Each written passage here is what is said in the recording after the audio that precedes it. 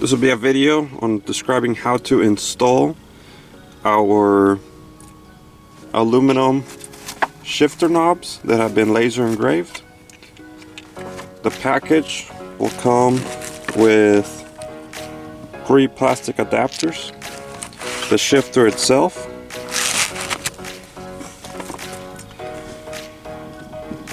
first step is, depending on your manufacturer requirements, you will remove in any means necessary per the dealership and the manufacturer the factory shift knob.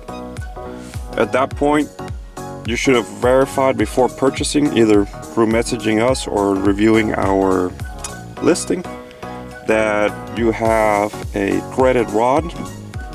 If you have a threaded rod, you will be able to complete the installation. With the threaded rod and the 3 plastic adapters, you can see here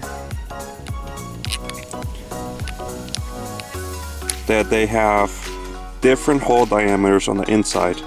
You have an 8mm, a 10mm, and a 12mm. And these are designed in such a way that the holes are just small enough to forcefully form threads as you screw it on. The next thing you'll want to note is you'll want to pick the one that just barely fits. So in this case, this 8mm is going to be too small. It actually doesn't even get started. This 12mm is going to be too large. It slips all the way through without gripping the threads. Then this 10mm is going to be just right, that it just starts to grip the threads and forcefully will be able to thread it on all the way down. At this point, once you found the right size adapter, you'll be able to get it started, and then you can grab the shifter, take it out of the packaging.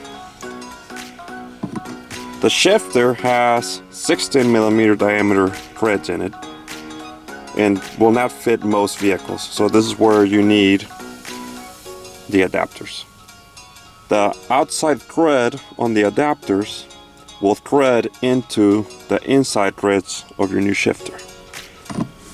So go ahead and start threading on your new shifter. Once it bottoms out, you can then get more leverage by using the larger shift knob to screw it all the way down until it bottoms out and all the threads are engaged and formed. At that point, you've completed the installation. One thing to note as you thread on the adapters onto your shift rod is do not use any tools to grip the outside of these threads. They will most likely be damaged with any kind of metal tools.